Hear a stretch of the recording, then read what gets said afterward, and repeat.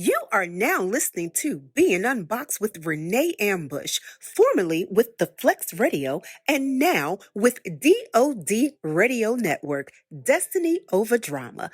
Best self, best life, best radio. Say that. A wealth of knowledge and a wealth of opinions. So we're about to go out the box tonight, and we are talking about the mature woman's worth. So here lately, I've been hearing a lot of people talk about that as the woman matures, she actually loses her value, her worth, and she definitely loses her value when it comes to relationship. So I'm going to ask each individual before you speak to actually introduce yourself and just a little bit, I mean, a blurb of a background so that we know that when you start talking to us and give us your insight, we know where that insight is coming from.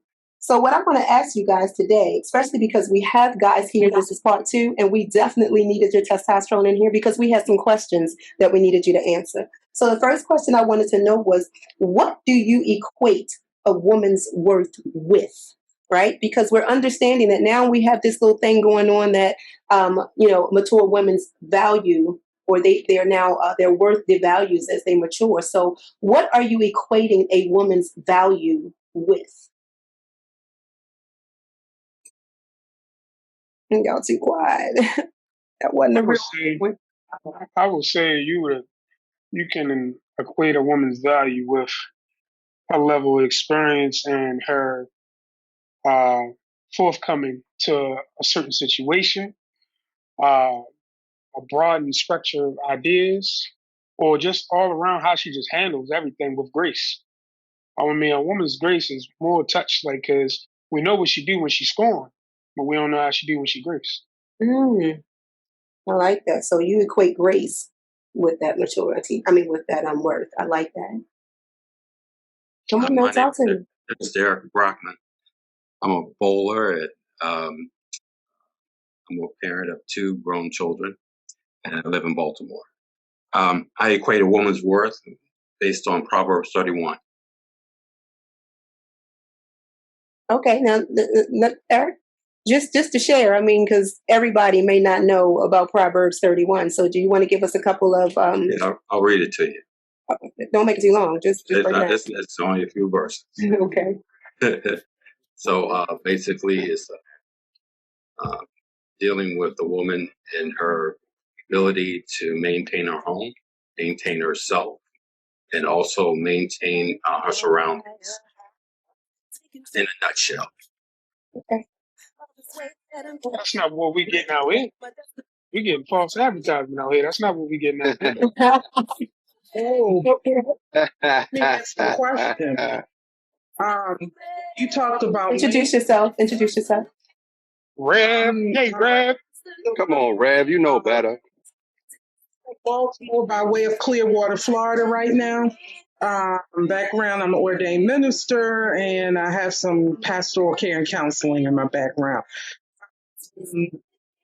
And I'm also a college professor. But anyway, back to the subject. Question is, you say how this woman maintains. The question I have for you is, what do you mean maintain? Because there are all types of forms of maintenance. Proverbs 31, a lot of people refer to it, but they don't tell me what they're interpreting.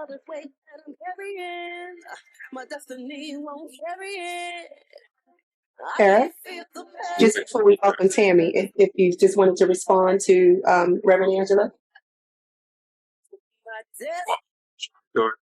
Well, yeah, Angela, was that given to Eric, or are you asking the men here on the panel what is a woman who maintains?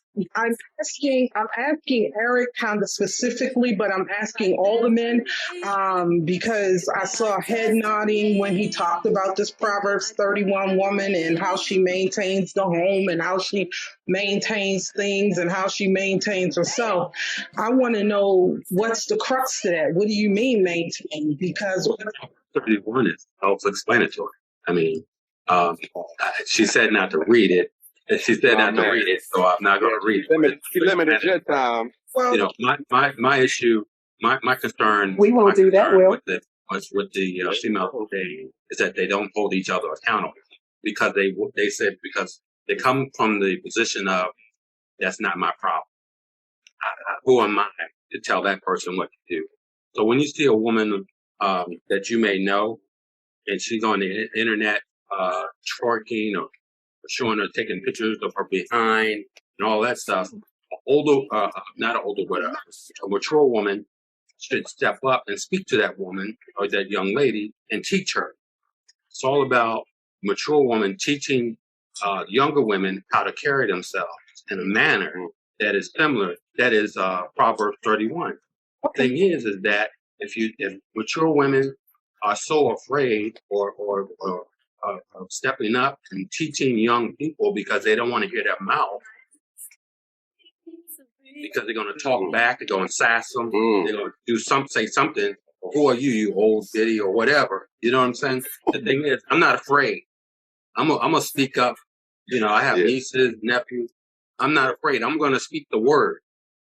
Okay, so I understand that, and I don't want to really go too much off a topic. I understand now. You're giving me her word as Proverb 31. Yeah. And that's exactly what I'm asking right now, though. Before we kind of go into a lot of more, I want to understand, because again, it's being said that as we mature as women, we are losing our value. So I need to know how men are valuing women. How are you looking at women and giving their worth or giving their value? Because then I want to understand then how can they lose that value, or how are they devalued as they mature? So I believe that Mark, you were the next to go ahead and speak about that by them not teaching younger women. Okay, so you're saying that they're losing their worth because they're not being taught. But I just women first, I want to just recognize initially, what are we equating her worth with? So right now we've got grace, and we've got a person, a woman who maintains, gives her that worth from your perspective as a man. So I'm gonna need to hear from you, Mark. What is it that you see, or how do you see a woman's worth? How do you equate her with worth? Yeah, this is going to be a hot one. Okay, so Mark Wiggins, motivational speaker, CEO, publisher of Off the Bench magazine.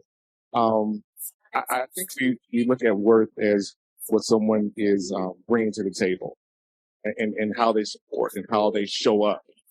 We say show up meaning, are you coming in?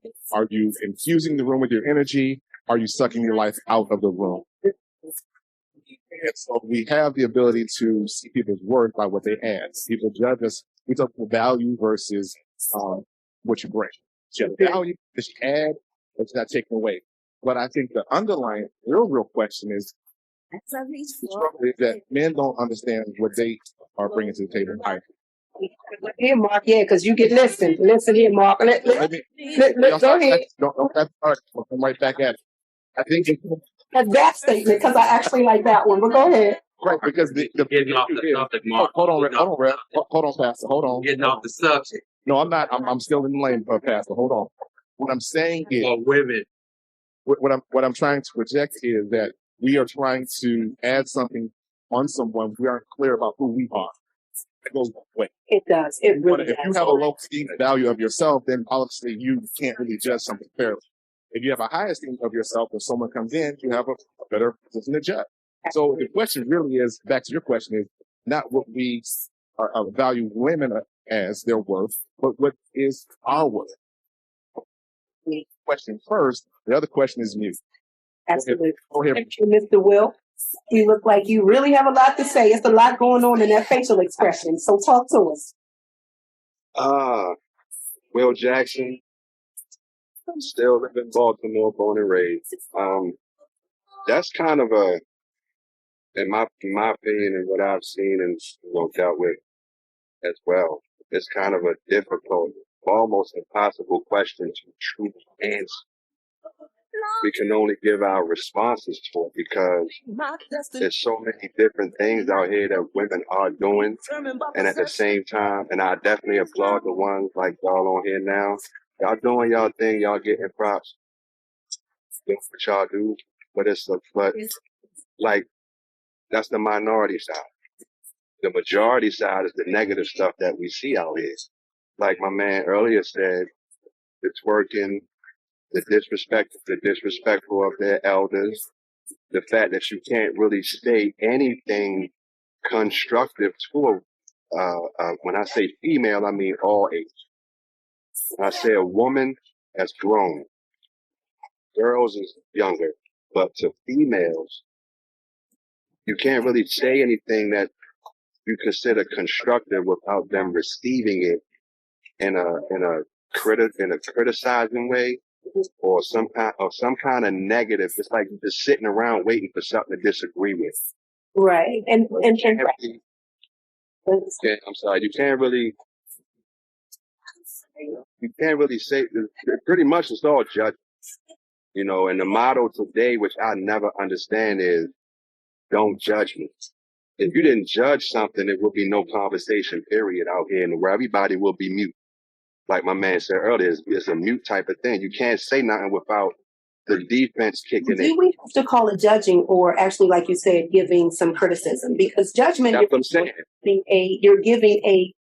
you're pronouncing the finite over that individual. But if you are giving constructive criticism, then you're helping to develop or to give into that person, pour something positive to that person in order that they become a better person. Well, I agree with that, but that's not the way I'm sorry, brother. I'm going to say this real quick. Like, that's true, Renee, but the whole thing can't really, it's like the word arguing. Mm-hmm. We only recognize that in a negative light. But just like right now, we're having an argument. Argument is synonymous to conversation, the true definition. But we only use the word in one way. So judging is used in one way, even though it has multiple meanings. You gave one, I gave one. They're different, but they're still synonymous with each other. They can still mesh together to get to the same common ground at the end of the day. But I think it also goes back to, I apologize, it kind of goes back to, I think, what Mark was saying. It's just the individual and their maturity and how they receive it. Right. Like that's you said, and that's what I'm saying. You can't control the receiving thing. You can give you can come from the deepest part of your heart to help that young lady, that grown woman. But on their end, which you can't control, how they take it in and how they break it down. Then you have to then you got to take them to class, tell them what you meant by that. But by that time, they're already on the defensive. That's just the norm. That could be the norm, but remember, and I know I'm saying this, and when I say the mature woman, I see you, Angie. When I say the mature woman, what I'm really trying to get at is, and I'm getting from you what the worth is. But and I'm getting some good nuggets in reference to how you guys are viewing the women and what you're seeing worth, equating with worth, and how you're interacting and or should interact or believe a woman should be dealt with in reference to bringing her value or her worth, especially when it comes to a relationship, being able to receive constructive criticism, be able to do the self-reflections and things of that nature. And Mark, you said it and you hit it on point. That first and foremost, we have to at least start with what are we putting our value and worth in. And from the men that we have on here, we understand that the value and worth, thank goodness, is way and far beyond her physical. So we're talking about deep things that are beyond the core, the things that we just see on the natural. And that is what brings a woman her worth. These are the things that you have said. So when we're talking about devaluing this individual, then we get to go into what you were saying, Will, and some of the things that what you were saying as well, Eric, is why they, I guess, lose the value, or why we lose value even in our maturity, because we're not receiving what it is that actually helps to create our continued value, or bring, like you said, Mark, what we're bringing and things of that nature. The floor is, of course, now open for our women to speak, but Kenda and Tammy hasn't said anything, and I just want to be able to get their input as well. Thank you. I want to jump in. My name is and I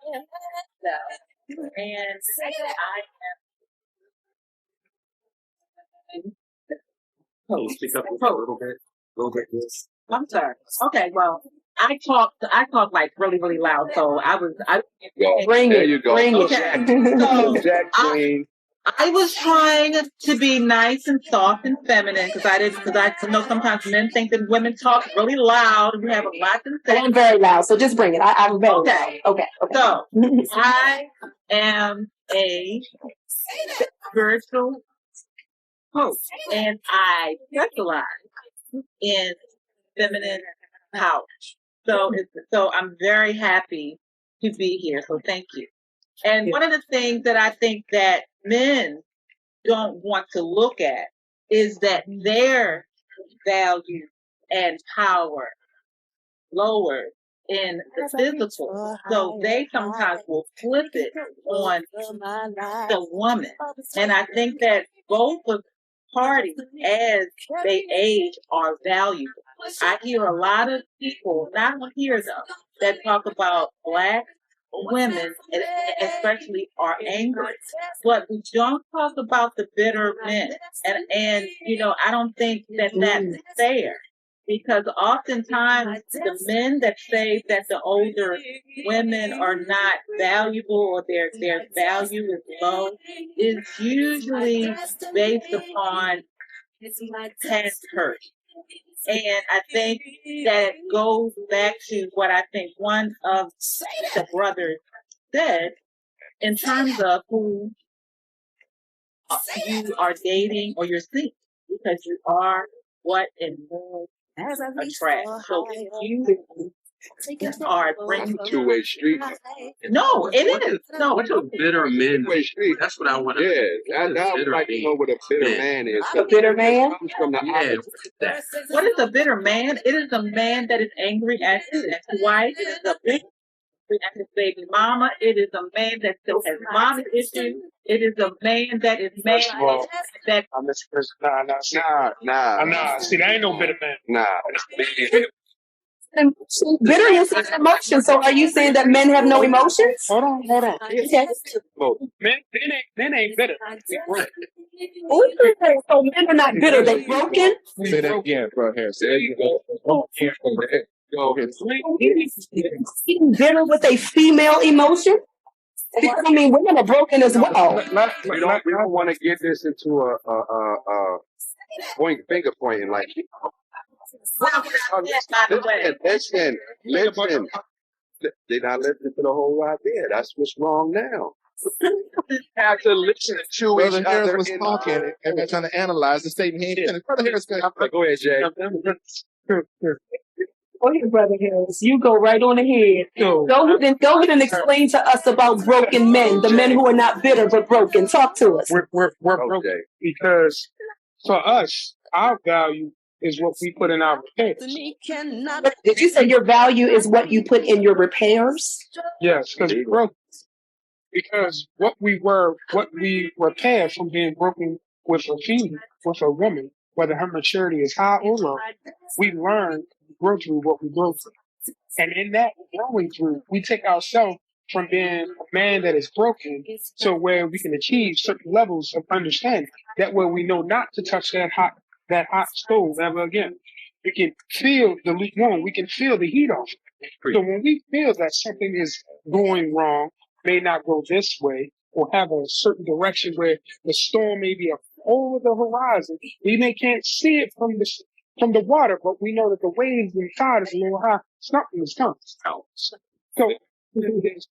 we ain't going to be bitter about the situation. We're going to repair it because what may not be your treasure today will be somebody else tomorrow. So we're fixing ourselves not for you today, but for the person tomorrow. Well said. Can I just say that, yes, listen, when I said that, I said angry women and bitter men. Trust and believe that as a coach, I deal with women and men, and I am all about accountability. Very much. Something and we have to talk about that. Absolutely. That is a dangerous word. No, it is not. That's dangerous. Because one side acknowledges it and the other side is allergic to it. No, not so. One person at a time. One person at a time. It's real. Based upon the people I am all about. Pick up a little bit more, Kendra. If there is something in that woman that does not want to be accountable, that is either an aspect of who you used to be, or something that you still do. Meaning that there is an aspect of who you are that may be and that woman is a trigger. Oh, yeah, I like that word too, trigger. Tammy, I'm sorry, we haven't heard from you. I just want to hear to get your insight before we go forward. As I reach for Well, take your time. Are you sure? Because it's getting kind of Absolutely. Real.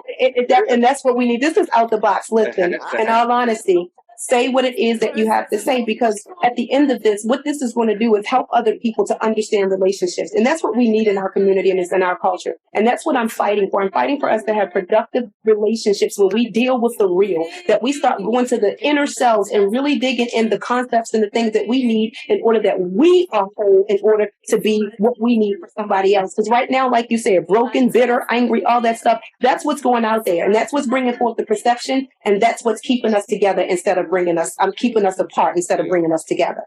Wait a minute, Angie. We the only race. We the only race of people that go through this stuff. Absolutely. Absolutely. Tammy, did you want to say something? You don't think so? Wait. Tammy. I'll listen a little bit. No. Okay.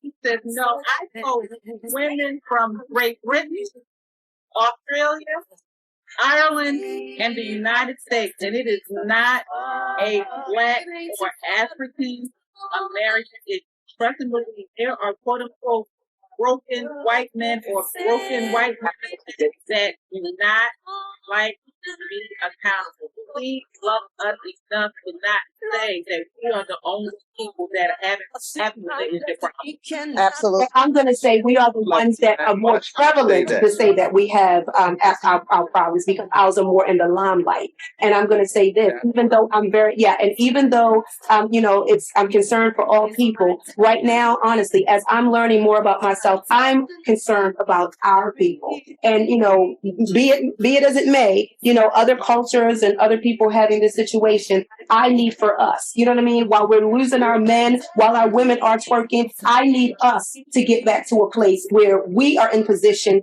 as we were birthed and having the birthright and given through our ancestors and where we were, to be in a place to have productive relationships. And that's a part of what this is about. And Dr. Phillips, your hand's up, so go ahead. Thank you for the space. I think I'm just going to say this real quick. I think when we start talking about anything human being losing its worth, losing its value, especially women, it's heartbreaking for me to hear another Black man say that another woman at various stages of chapters of her life loses worth. That's immensely hurtful. To believe that any one person, human being, if we have life, breath, and being, we have worth. Mm-hmm. I think as our natural fact, as we age, I believe that our abilities diminish. But if we are only valuing ourselves based on how we can produce or what we, what we do, then we have a very superficial lens about life and the trajectory of life. Because as we all live, age, be, and exist, our faculties, our abilities, what we do and what we bring will always change. So it's immensely concerning to me, and I get it. I am, and my husband is sitting here, we're talking about the character of a woman, the essence of a woman, the very, how she conducts herself, how she trains, how she gives back to her community. I think all of those things are valued. Mm-hmm. However, I do not buy into the idea, because guess what? When I was down the street twerking, when I was on Ridge Hill and North Avenue and Pulaski Street running up and down West Baltimore, I flew out of my mind. I was a little girl of work. Mm-hmm. In the eyes of God, I had purpose. And I find it very offensive when people talk about a human being of worth. So we do not begin to value and put worth on individuals until they are dead and they can't hear you say who they are and what they did. So I believe as a people, as a community, we're going to talk about Black power and Black pride. I believe as a people, we have to value the human worth and dignity of all people, regardless of where they are in the gamut of life. My name is Dr. Phillips, and I'm done speaking. Thank you. Okay. Go ahead, Angie, your hand was up. Yes. Here's where I'm getting to. I just look at what Reverend Eric put in the chat about the Proverbs woman. Now, let me be wholly clear you right now. As a woman over 50, some of those things I can't do anymore. Those are things that I used to do. Those are things that I teach my daughters to do. Those are things that I teach women that I counsel to do. However, as Dr. Phillips said, as we get a little older, we're not able to do certain things with grace like we used to could. But what I will say to you, as far as the value of a mature woman, I think where this conversation really needs to go is this. As a mature woman, I was out there single in my late 30s, early 40s, and I was considered mature then. And men who were my age did not see my value. They were looking for the young girl who was twerking.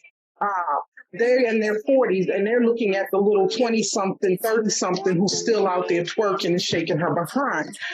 So my value may have been in question, not because of what I was doing, but because of what society was dictating is the right thing to do.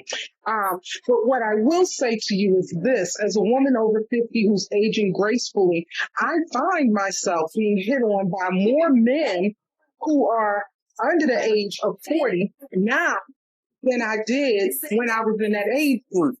And what I understand is that I think sometimes younger men understand the value of an older woman more than men in our own age group. And the other thing I want to say, according to what he put out in Proverbs, most men can't handle a woman that can go out and hand her business and light her lamps and bring in the wool and the flax and who can provide and help the family. Because, see, there's the competition about I'm not going to be with a woman who either earns more money than me or whatever. The come up is real. Are you willing to meet us? Let me jump in. I got something I want Dr. With Dr. And well, I understand. I agree with what you're saying about the younger and the older and all that kind of good stuff. But I would like to submit this. Some of these things, Proverbs 21 women, that's all they're listed. But the things that are put on men that have to be considered a man, that they have is not, it's greatest. We have to live up to all of this. So you expect me to not expect of someone else to do it, but you want the man to do it and you do nothing. I mean, I see what they're saying in Proverbs 21, but I guess what I'm saying, society's putting it out there that we are going to do all this extra stuff in order to be qualified as a man. And so now this working conversation comes in. Now, are we worth anything if we don't do what women expect of the man to do? See, and that is something to look at because, like you said, the men, men do have a lot that they have to contend with as well. And I do understand what you have to go through, and not in totality because I'm not a man, but understanding that, like you said, both parties have to bring something to the table, and that's where that word that we spoke about, accountability, comes in.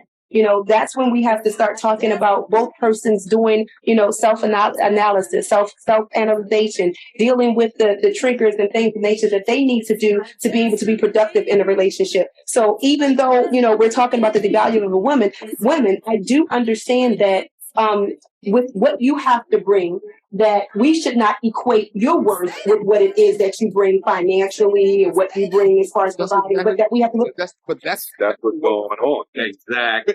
That's what we're here to be able to educate and actually give something different, a different perspective, or actually give more insight. That just because that's going on, it's not really. It doesn't have to be all everywhere. Like, we're making differences and putting some things into play to tell people, listen, these are the tools and the strategies that you need to have a productive relationship.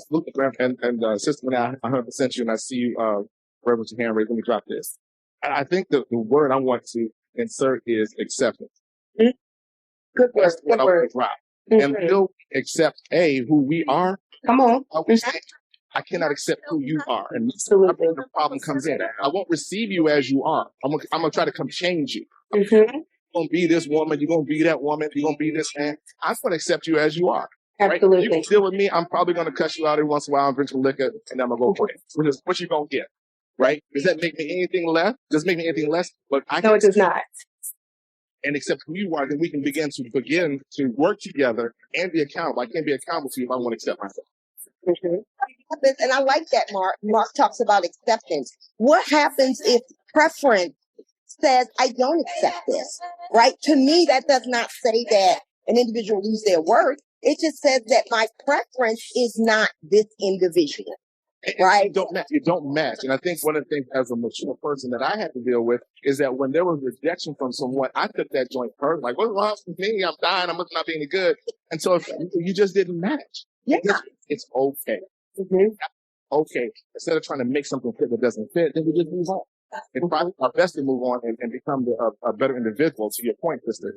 If we don't match, we don't match. And if it's a value and worth or perspective. Right. Mm-hmm. Absolutely. Of the individual. When it comes to sport, I talk about this in my podcast. When athletes are on the market, they're assigned a value. Mm-hmm. Why should he be paid $41 million? He's not worth that. Well, the athlete goes, I am worth that.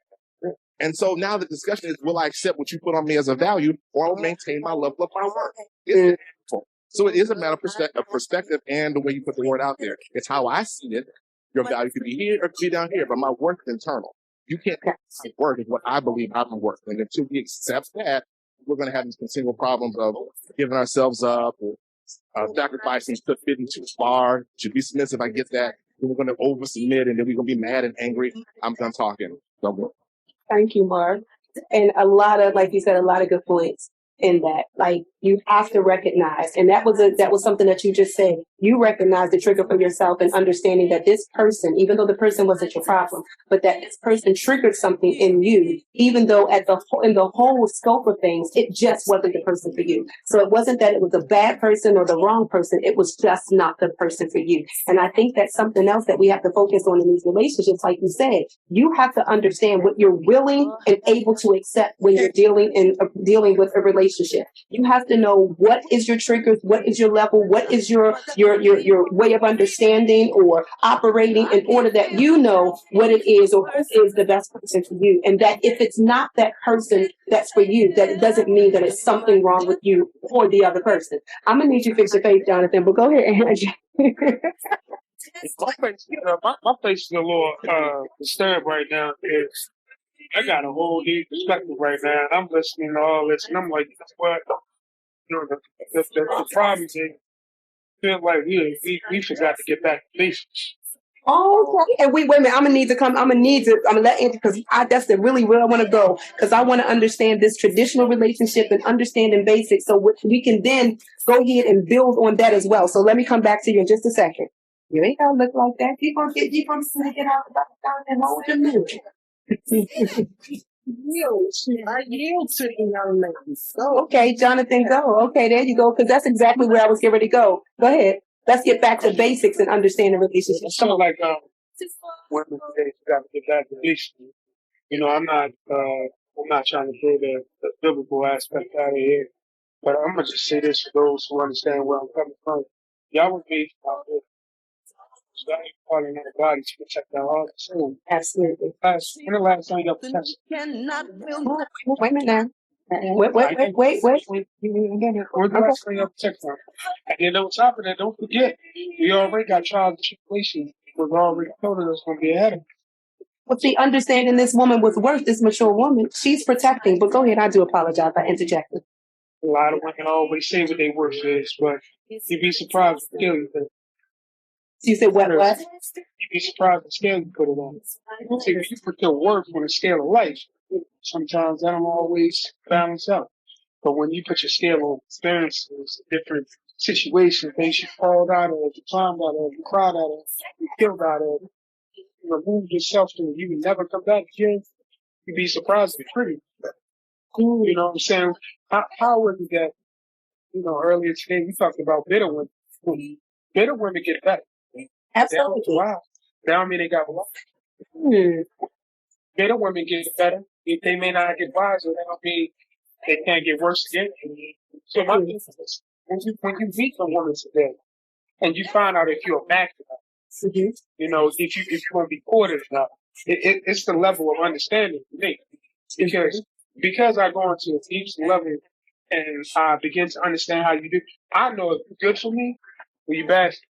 Mm-hmm. And then on top of that, once I find out that we may not be going the same direction, that's when you make the choice. Absolutely. Sweetheart, it's not you, it's me. It's not me, it's you. You tell them what it is. It just ain't gonna work because this ain't really what it is. I done took rejection so many times. I take rejection as a tool. It's a tool that I will to make me better. Mm. And when I decide to use that tool to make me better is because I was not I was not what you need at the time, right now. But down the road, I made what you need down. So I think we may be ahead of you. And down the road, we may be just right. Just have to be friends. It's the level of understanding because as a young man, older women, they bring a level of how can I say smoothness to it because the older woman can tell you what she not gonna deal with, what she ain't gonna deal with. You gotta deal with less bumps and bruises when you're dealing with an older woman. When you're dealing with a woman that's your age or your age bracket, you deal with a lot of bumps, a lot of hits. What age bracket is that? I apologize, but what age bracket are you speaking? Just give me a bracket. Okay, 30. I'm in my Okay. 30s. Okay. So I'm in my mid 30s. So I deal with a lot of hills, a lot of different graphs, up and downs, peak values or something.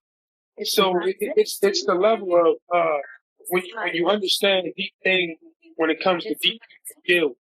Because a person, you could beat a woman, her maturity level is high, but her common sense is low. You could beat a woman when they got low cover.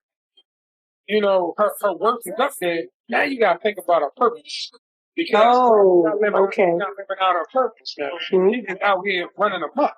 And then you got to remember the women that be out here just laying down the dogs, they get squeezed. Laying down to get what they can get. Because they got to better that situation because bettering it don't mean they have to do it together. Mm. Men do that too, though.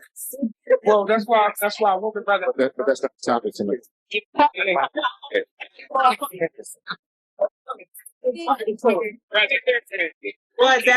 that's the part of it. Broken, and that is a project that she can bend so she can put her stamp in her book. You know that and listen and understand and know if you have the right tools to help build that broken man. Tammy, I see your hand up. Okay, I just wanted to kind of go back to what I think the pastor said earlier about the mature women teaching the younger women. My question to that is, because he sounded like he had a lot of experience with that. So my question is, if people are not raising their children like they should anyway, what makes you think that they gonna listen to somebody else try and tell them what they supposed to and how they supposed to carry themselves and not work, this, that, and the other? I'm just wondering, where's that coming from? Can I jump in on that one, or that was directly to the? No, that's what I was going to ask. Yeah. I do it every day. And I am a Titus 3 and 5 woman. Absolutely, I'm going to Lois. Absolutely. I'm going to pull you up and we're going to talk about skin hanging down. We're going to talk about these boobs stuck out. We're going to talk about how to love yourself and what is going on.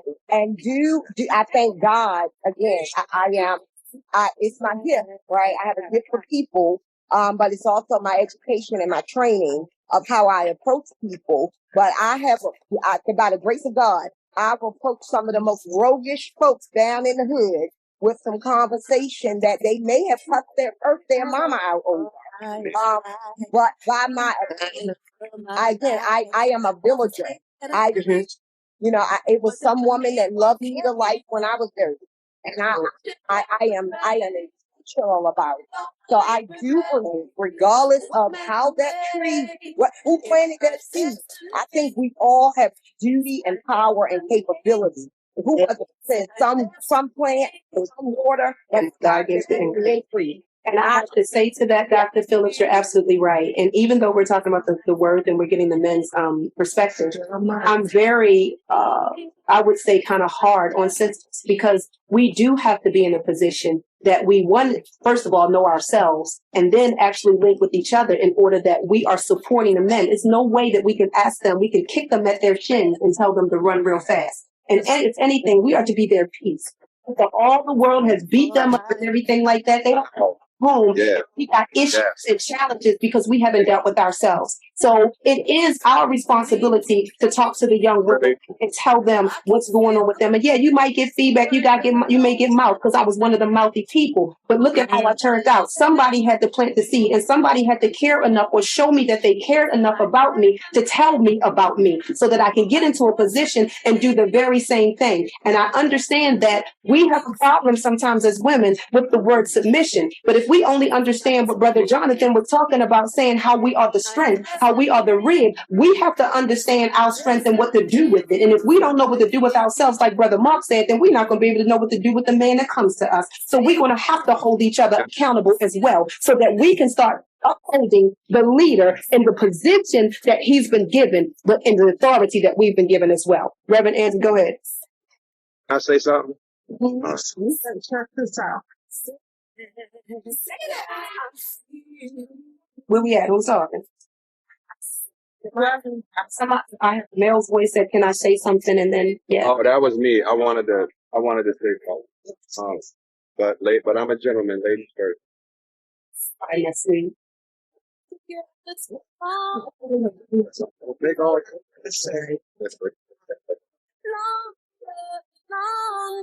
I say a lot of emphasis on a woman being the man's piece, but as Black people, we need peace. All of us do. So accountable every day in this world. When I step out into this world, I am a Black woman, and I am challenged with things where when I come home, I need my peace too. I need someone to say to me, "Hey, baby, how was your day?" I understand the need to ask my man how was his day and to listen, but I also need my man to give that back to me. And here's something I want to say that we miss in Ephesians. Ephesians 4 it says, "Wives, submit to your own husband." Not just any man, not just your dude, some dude, your own husband. Before submit yourselves unto one another under the fear of God and the love of God. So we have to submit to each other. Ephesians, just like you said, Dr. 31. Ephesians, I want to tell you, it says, "Wives, submit to your own husband." And it stopped with wives right there. But then it goes to a laundry list of what husbands need to do with their husbands and how Christ treated the church. Sometimes what we do is we give men a pass on the submission thing because I want you to know I love my husband and I'll submit to him, but my husband also submits to things. So it's a way you have to live and get along and to be accountable and to be each other's peace. And the other thing I wanted to say, it was something else I heard said about about accountability. Accountability is not a bad word. It's not. Accountability, who are you being accountable to? And what are you being accountable about? Accountability is you're looking for. One person's accountability is not another person's accountability. That's not a fluid thing. So I'm saying a lot here because I even heard what Jonathan was saying about being the rib piece and everything, but I can't be your rib and protect your heart if you won't let me. Oh, absolutely. Let me just say this, Tanya, Dr. Phillips, I know you next. And I'm getting ready to go here because we done took this somewhere else, but you're absolutely right. If your heart belongs to several people, because it's attached to several people, like you said, the exes and the that you didn't remove from your memory bank and all that stuff, then you don't have any room for me to come in. So what happens is if you don't make space for me to come in, then in reference to being your peace, I become your problem. So again, you're going to have to deal with yourself and make sure that you've divorced yourself from anything that you've made connections with and anything that you still holding on to, whether it be, physical actions or the thought process and the mindset. You're going to have to divorce them in order for me to be your rib and for me to give you what you need. Because if it ain't no space for me, baby, I'm not fighting with nobody. Dr. Phillips had her hand up. You pretty much just took my point. A man has two ribs. And because of just the way we're structured and get rid of one, get one, get rid of one, get one. We're climbing out of dirty sheets into this, we're bringing people into dirty sheets.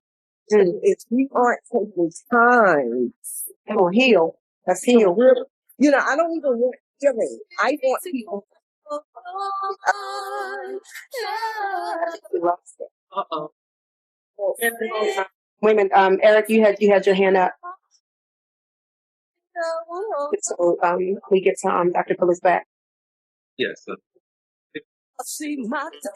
Kendra. Oh, thank you. I wanted to share that I am a newlywed. I got married.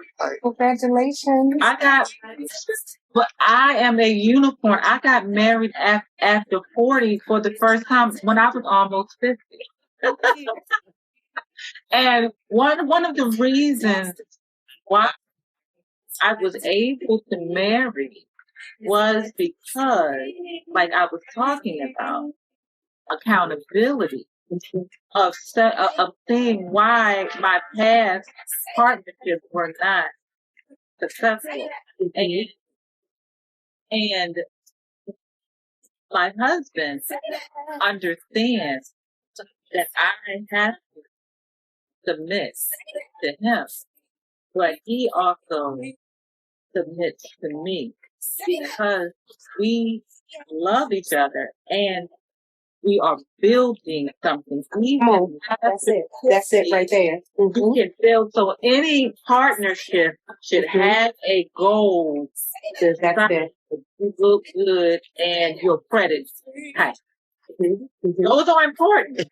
And one more thing, and I'm gonna go. The twerking. Everybody talk about this twerking stuff, but if sexuality was celebrated and not demonized, it would not be exposed and exploited on the main stages. Well, I'm gonna get that. I want to get to that too again, and I apologize because I'm going to ask, and it's going to be kind of winding down. I want to ask how much, or what do you think, the media, and social media, and entertainment, music, and movies, what role and how much of that role do they play in relationship? 100%. Okay, I did. I was a gentleman, but I forgot about me, so I have to. No. Oh, yeah. Okay. Will, and then Eric, and then Tanya. We're gonna bring you back because you actually was speaking. My whole thing is, and I think this is a type of my story can be used on both sides of the fence. First of all, both sides of the fence are effed up equally. Both sides of the fence need work equally, but both sides. You're kind of coming in and out, Will. Drop something. My destiny. It's my destiny. They're grown now. The marriage didn't work. It's my destiny. I've never been married before. I've never been divorced before. I've never actually been this. I don't blame her at all. I blame myself. I hold myself accountable, which is what both sides need to do. Hold yourself accountable. Everybody else holds you accountable. And you won't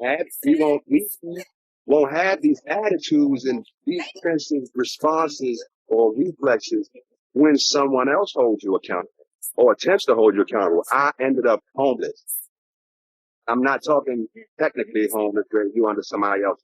I'm talking about really homeless out here on the street, sleeping down Federal Hill Park bench in the wintertime with a leather coat with no zip. And being keeping it a meal with y'all because I deal with y'all. a half a pound of weed so I could eat. Now, the whole point of that is I got myself out of that hole. Nobody to thank. Of course, my brother John was always there because we met in the barbershop and I cut the hell out of his hair. But that's my brother. He knows my story in full. I tell my story in a victorious way and never a defeated way because I came out of that. I held myself accountable for my actions as to why the marriage didn't work. Whether she holds herself accountable or not, I can't afford that. I can't afford to worry about that. Absolutely. And that's what I feel as though the problem is with us as a people, as melanated people. Because I mean, black, we use black because that's what we're programmed to use. But it's used in a negative light. If you ever listen to other races say that word, they stretch the word out. So it doesn't hit my ear good. But as a melanated people, we had that power. We used to be together. Absolutely.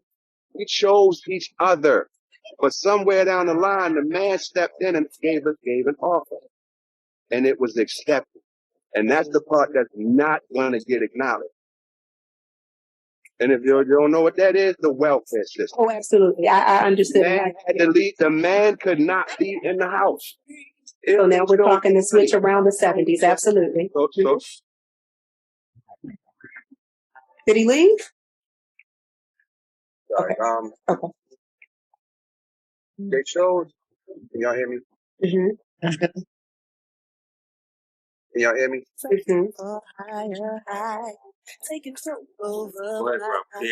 Yes, we can hear you well. Yes. My Bluetooth in the car went out. So yeah, but like I said, they made a choice, and we weren't the choice. So in my opinion, until that gets acknowledged, we're never going to be able to come back as a people to be a couple. We're too individualized. We can always say Black Lives Matter, but how does it matter if we out here killing each other ourselves? We always ready to. It's like I can talk about my family. So to me, that means we can kill each other, but nobody else can. And that's another reason for why we're here tonight. And that's what I'm saying. And that's why we're here tonight. And honestly, that's why we have the panel that we have as well. Because we're people here on this call, on this podcast, on this show, giving solutions. We're not just dwelling on the problems, but we're actually putting out solutions so that we are, a part of the forerunners that are putting out there what people will need to actually be productive. Instead of, like you said, only focusing on the negative, we're actually putting some things in play out in the atmosphere, out that can be spoken about so that the people can take this mantra and do something with it. Dr. Phillips, you were speaking. And I think that Eric wanted to say something, and then are you going to be able to remember the thought that you were going, or did you need to finish that thought process out before we go to Eric? Dr. Phillips? I'm sorry, I got a call that came in and it knocked me out. But I was talking beyond a step before healing. I was talking about detox, right? I think that we as a people have to go through a period of detoxification and purification where we rid ourselves of the residue of other people. Yes. Because until, we can't even start. We can't even think about healing and health journeys until we rid ourselves of. And when we start talking about the value and worth of a person, we share that. That's about perception, right? That's about, what I think I need for me or what I want for me. And it's usually grounded in expectations, which further complicates things in relationships. So I think when we start talking about way forward for, relationships and quality sustainability of relationships, we have to understand that strengths and limitations are a part of people, right? Strengths and limitations, we all have them. And when we focus more so on an individual's limitations, that's where we tend to add value and worth and all of these things. But I don't believe that age should diminish, because if that is true, what legacy do you leave if we begin to diminish before we even hit the dirt? Absolutely. And understanding that it is our culture and our history that it is the African American woman or the African woman that brings forth a lot of wisdom. So it's actually a lot of worth in the older woman. So we want to definitely recognize that. Eric? Yeah, what I want to say, maybe with it, one was told, they said, Can you speak up just a little bit? a woman selects her boyfriend, and a man gets his wife. Interesting. And to say that is, you know, initially the woman is in control of her relationship. She chooses to be in a relationship with initially. And the thing is that if she's not picking wisely the type of man that she wants to be with, she has a vision of the type of man that she wants. Right? A lot of it sometimes is based on fantasy, because women read these books and they get certain ideas and stuff like that. But you're not going to find a rock out here. You're going to find a rock, Eric Rock, with a little, I don't look like rock, but I'm highly intelligent and I'm a builder. See, the thing is that I look for a woman that's good. But what I'm finding is that a lot of women, they have their own house, their own home. They have a job. A lot of them making six figures, and especially in this, So the thing is when, as a man that's a builder, my mind is building a home, building a future. But what is she thinking? I got my own car, got my own house. I'm building my own future. I'm highly educated. What can you help me build? See, now, and that's a good question. And I'm going to let you go, Reverend Angie, because I've seen your hand up. And like I said, we are going to kind of wind down. You're right. But I think that it would, in asking that, you would have to know, or not know, you would have to ask this woman, what is it that she needs from you? Because see, all those things were material. You know what I mean? Having your own house, having your own job, having your own this, that, and another. Maybe I need you to be my emotional support. Maybe I need you to protect me. Maybe things that are not even material or nothing can buy. Maybe I just need your comfort. Maybe I need your strength. Maybe I need your wisdom. So those things are things that we will be able to get from you. So we won't look at what she's already built on her own, because in all honesty, she can build those things. But at the end of the day, you still have a purpose. It is a divine purpose. It was ordained and just before the foundation of the earth. That's how it was set up, that you still have what she needs. So it would take that responsibility of you to say, well, wait a minute, what is it that you need from me? And again, I'm just going to, like you said, use a personal experience. Having my own house, having had my own car, having had my own, business and things of that nature. When someone came to me, it was, well, and it really was that question. What can I give you then? You got everything. Then what am I here for? Well, first and foremost, I think Brother Marcus said this. He had to assess himself to say, what am I bringing her? Because if he knew what he was bringing me, then he would be able to be in a position, I'd be in a position to say, what you're bringing me is what I need, because you've already assessed yourself to say what it is that you were bringing me.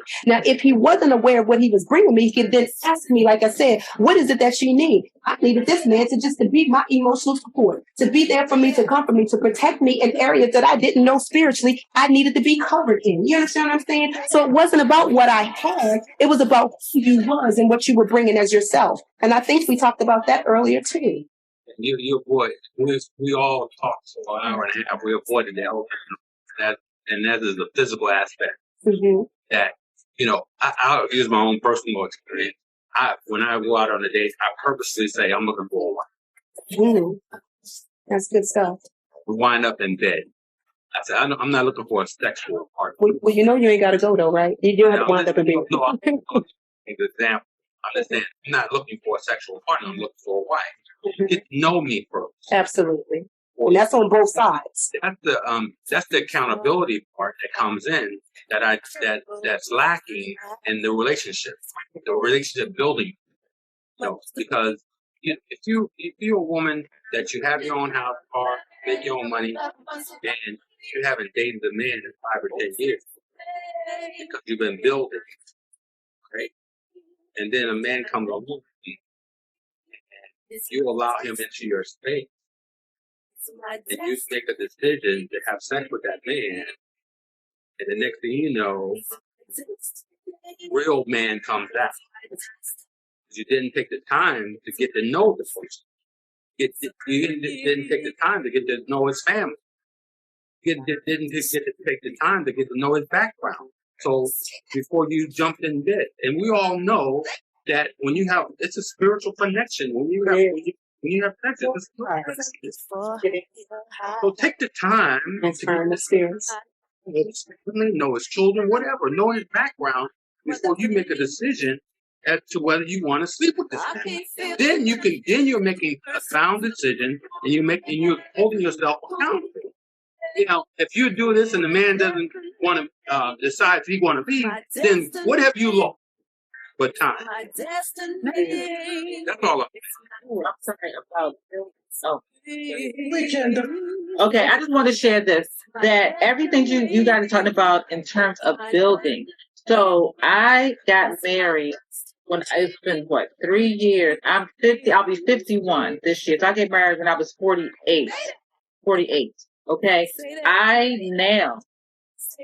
quit my full-time job, and my husband is supporting me for my business. So these things can happen. And part of it was me getting into my feminine.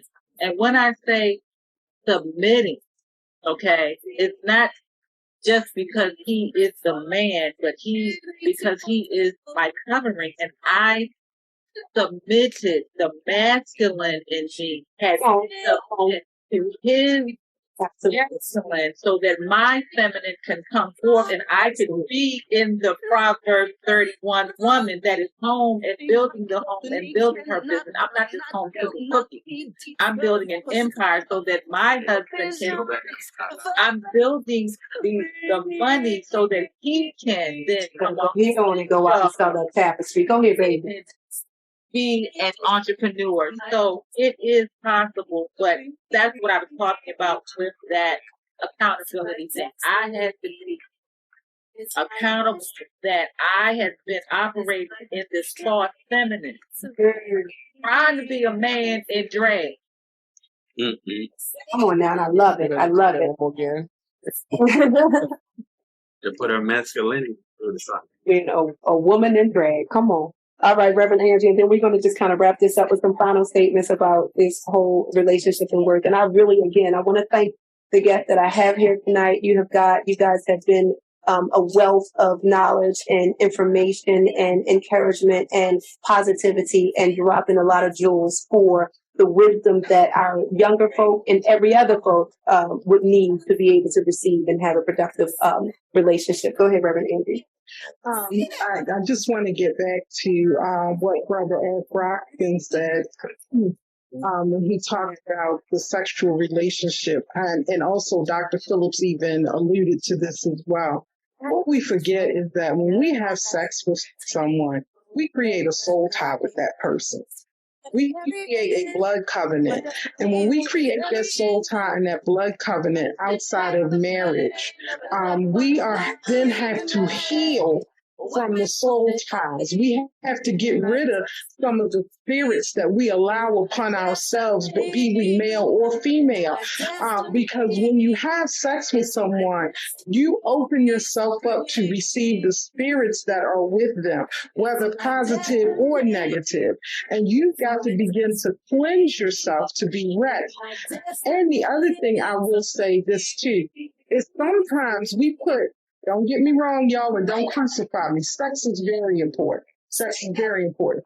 But I think sometimes we put too much value on sex and not enough value on the intimacy that is created through communication, on the intimacy that is created through us being able to just hold each other and go no further.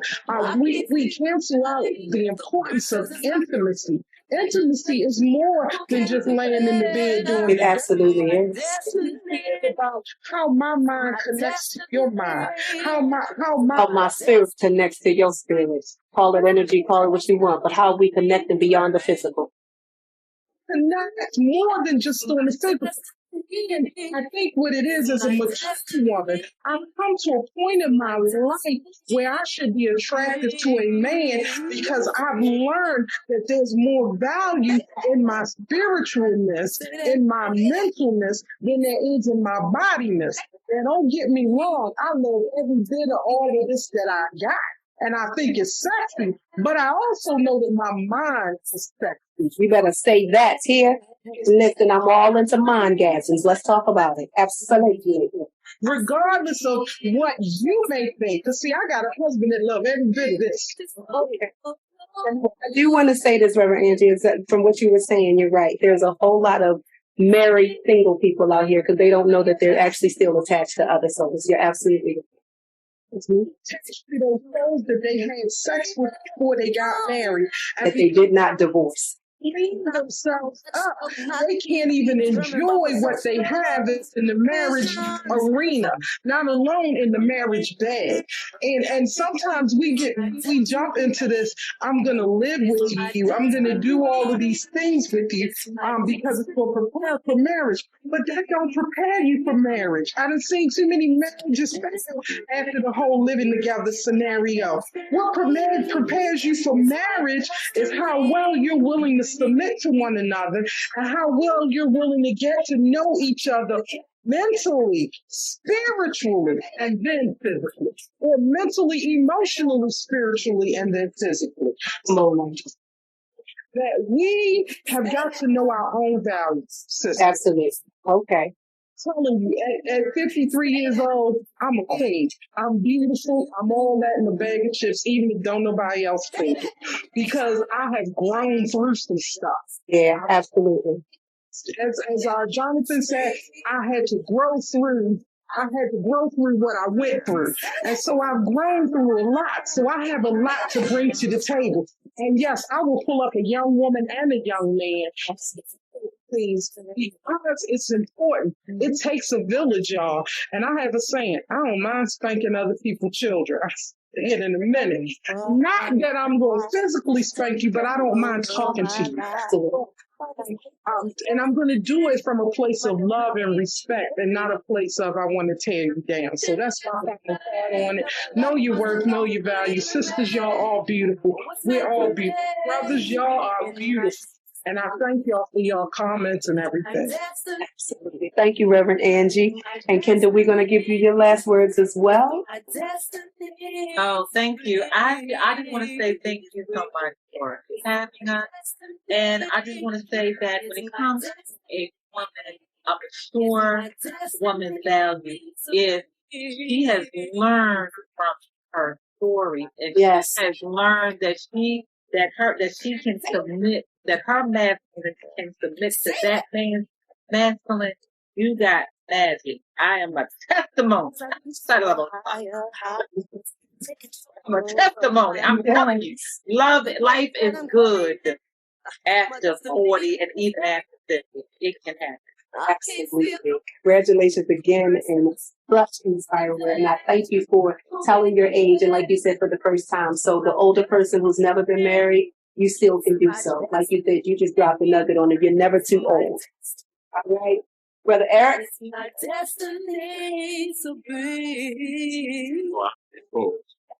Okay. So there you have it. Come on with this, Mark. What you have for our out the box last final words from Brother Mark. Doors are open. Won't you come? Won't you come? Rev dropped some smoke and then left the stage on fire. Yeah.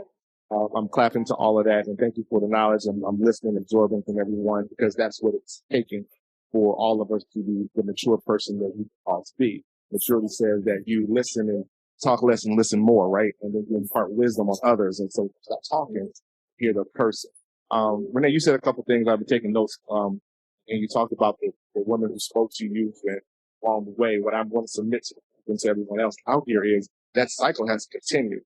And one message didn't make the whole change for you, right? It takes 7 times in a commercial for you to actually hear a jingle or whatever. So does that say? So if Reverend Angie says it, if Kendra says it, if Tammy says it, if Brockman said it to you, if I come by and say something along those lines and it's resonating, everybody's feeding into the change, right? Everyone is being accountable to the opportunity to help other people grow. And this is what this is about. Understanding your worth. The conversation was, what is the worth? And I still say, I can't give you your worth. I can only assign a value. And if you don't know your worth, I know my value. And if they don't even come close, we can't negotiate, then there is no relationship. There's no understanding. You can't sell me on your worth. I'm just using the sales terminology. You got to sell it, but you know what I mean? You can't sell me on your worth, and I can't sell you on my value. Then what do you have? So it really does come to those things. And we talk about accountability and throw that word around. And you kind of got to it. I was hoping people would get more into what does it actually mean? You tell people to drop stuff like leadership. What does it really mean to be a leader? I don't know, but that's what I heard. But what be accountable? And it means to be that to yourself as well. And to the men and to the ladies, again, knowing who you are and what you're going to tolerate. And then, right? It took a long time for me to go through a minefield of triggers. I was in, it was like a disaster while it was happening. But I thank this person when I see her for those moments, because I now see some stuff I didn't see. Absolutely. I look back at my divorced wife situation. Yeah, well, I was great. But you know what? I ain't that dude. And we have to allow people to grow and mature and not be those things no more, and quit holding things over people's heads and stop holding for a standard that you, family, ain't even holding yourself up to. So therefore, I say, that's how we respect and appreciate the mature women. And for those who think there's mature women doesn't exist, I dare say you have no understanding what true value and mature. I'm out. Thank you, Mark. That was amazing. Thank you. Good stuff. And good information. All right, Brother Jonathan. It's my destiny. It's my destiny. What we got? I know you got something impactful to leave us with. You're on mute, Jonathan. Say that. There Sorry you go. about that. I got a lot of things that try to condense in the best way I can. As I reach I'm a man of had a whole lot of words when I decided to use my whole thing hit you up. So in the beginning of all this, I said grace because those things when they came onto the scene with mercy, like they allow us to understand forgiveness. A lot of us as men, a lot of men in general, we meet bitter women, or we meet women that are just trying to put themselves together like Legos. And a whole lot of forgiveness that come with it. Forgiveness brings us to levels of understanding within ourselves. And with that, it helps us to maintain, like you said in Proverbs 21. 31. But 31, sorry. To that right there, I have to say, when a man find of a wife, find of a good thing. Yes, it is an obtained favor. The thing is, you gotta be that good thing when I get there. Don't be that good thing when we there. Don't be that good thing along the way. Don't find your way. Don't become that good thing while we going through. Be that good thing when I get there. So the problem is that when we not that good thing when I get there, there's a lot of judgment that comes through. Judgment of me, judgment of you, because I, as a man that found a wife, should have realized what you were day one, not furthermore. And I shouldn't let my brokenness be the thing that hinders me from understanding exactly who you are. So I should have prepared myself a lot more so I can understand your work that you have grown through. That understand that everybody and everyone goes through hurt, but it's how you purify yourself and cleanse yourself to help you further along of knowing what makes your wisdom more wise. Because like DMX said, you gotta understand wisdom and see it for what it is. You just gotta be thankful that you can see it better for what it is. And you gotta be able to see people better for who they are. You know what I'm saying? For how they are. And when it comes down to all of it, is that when you see through all that, you have to accept it, whatever shape, form, and fashion, what it is. And the problem is we're not wanting to accept it. We want to do some tweaks, changes, alternate. It's not enough what it is, what's it is. Because once you learn to accept it, y'all decide if you want to go. That's all I got. Sure. Well, that was a lot. That was full. I told you I Thank you, tried to guys. get in. No, it was good stuff. It was good stuff. All right, Brother Will. Want to give us your final words for tonight? You're muted, Will. Yeah, I'm with you, bro. I'm mute. I'm mute. As I reach Mute. for I'm mute. higher high, taking control over my life. Tap the screen and hit There the you go. button. My destiny won't carry. The whole music. Shit has All right, come on. Can you? Oh, We can hear. good. There you go. There you go. All right. Well, is my destiny. everybody and their input wholeheartedly first and foremost. Like I said, both sides messed up equally. Both sides need work equally. Both sides should just go ahead and make the move instead of waiting for the other side to make the first move. A lot of relationships fail that way when you wait for the other one, like, you know, and then you start doing tit for tat things. Things happen. Stuff that I've been through and I've seen people go through, it just wears down. For higher You got to be patient with your partner, the person that you choose to be with. carrying. You need them to be patient with you. I can't feel the pain, cause the word says there's no one's Like my man say, you know, go through. destiny. It's my destiny. It's in my head ever since he said it. It's a lot. I think that's one of the pieces of the foundation that will make a relationship work. If both sides acknowledge the other side, you know, respect the circle first. No matter what. You respect the circle first, people and things fall in line where they supposed. Personally, I've been through enough stuff where I don't have the patience to deal with games. So don't play no games, and everybody will be all right. Everybody pretty much has said what I was thinking and feeling, so I'm going off the top right now.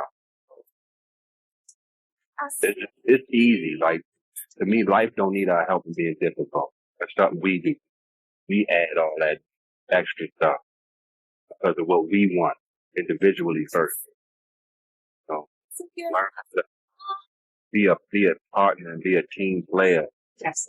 Or it's too late in a relationship because people still coming. When you by yourself, yes, you're the boss. But when you put that title with that person, nobody's the boss. I don't even care what they say where they say, you know, woman is the boss. No, you're both bosses.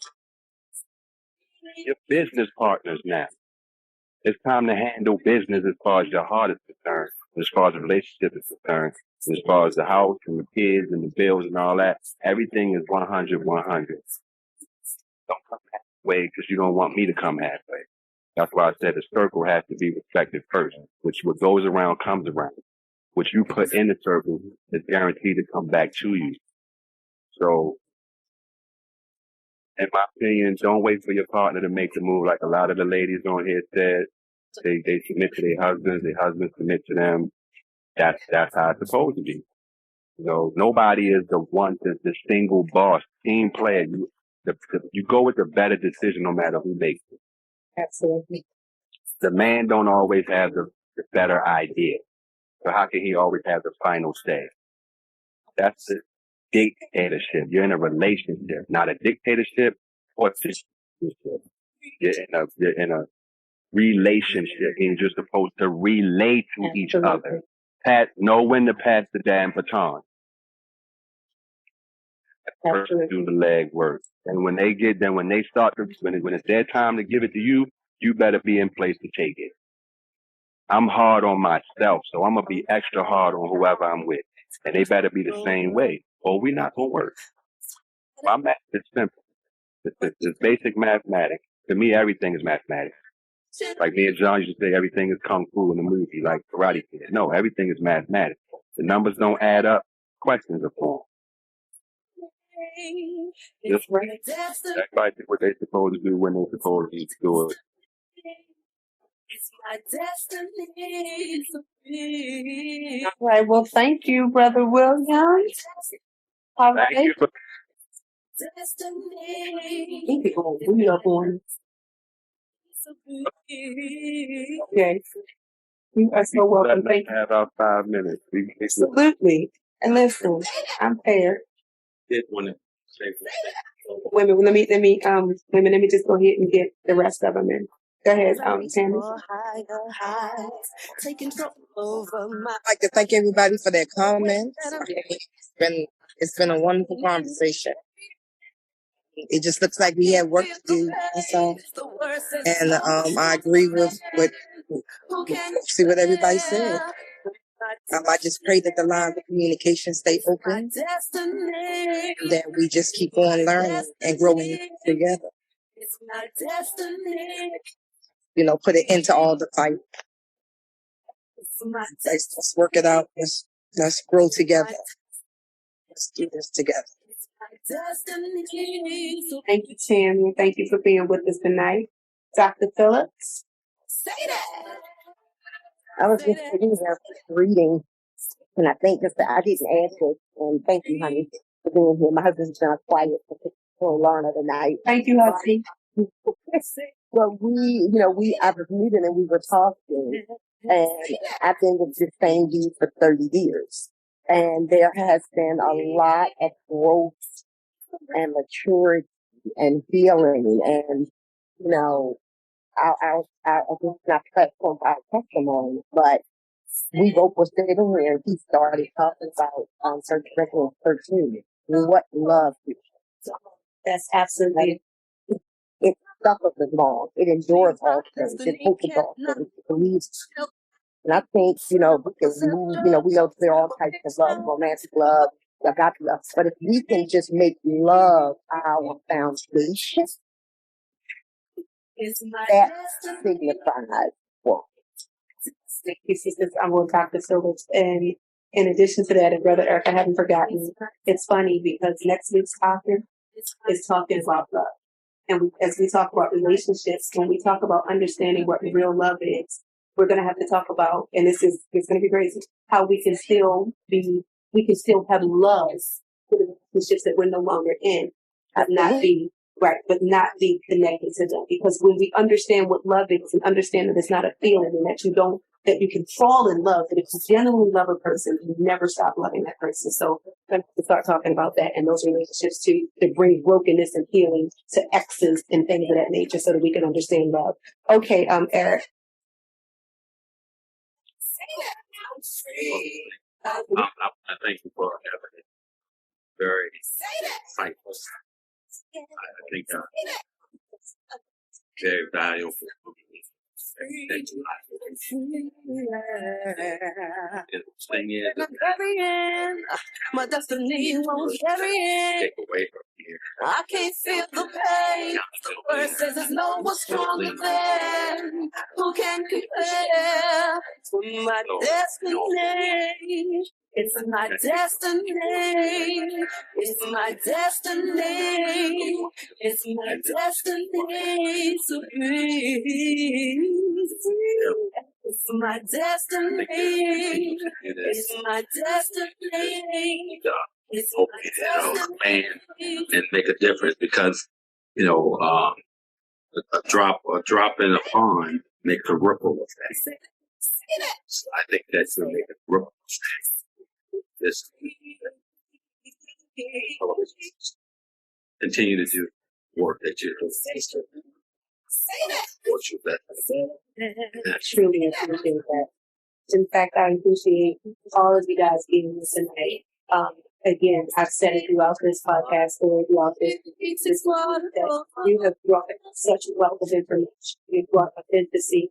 You have brought yourselves. You have brought keeping things. You have put in some things that we can put out in our community and we can share that other people can actually be built from them. And as you said, some of the things that I took away from this and how we can have these positive relationships is that we would have that self-awareness and that we would understand acceptance. Be able to be definitive in our choices. making sure that we assess what it is that we want for us, that we know our value, that we build together, that we understand and know our triggers, and that we allow him to be him, and we allow her to be her, submitting ourselves and dealing with ourselves. There's a bigger part, like you said, Brother Jonathan, that we afford people grace, and that grace to forgive. And even though forgiveness is for ourselves, that forgiveness is also a huge part of healing, and that is a huge part of being able to love. So I end this thanking you guys, and to let you know, now that you have been here on Out the Box TV and we've talked about it, go be therefore and be. We work for Renee. You have just been out with Out the Box. I thank you, and I look forward to more of this to come. You all have an amazing day. Intelligence on.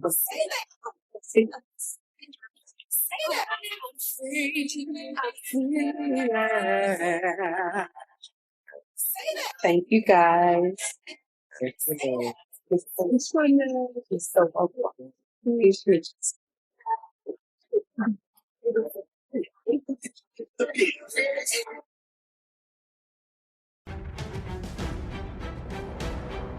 You have been listening to Being Unboxed on the D.O.D Radio Network.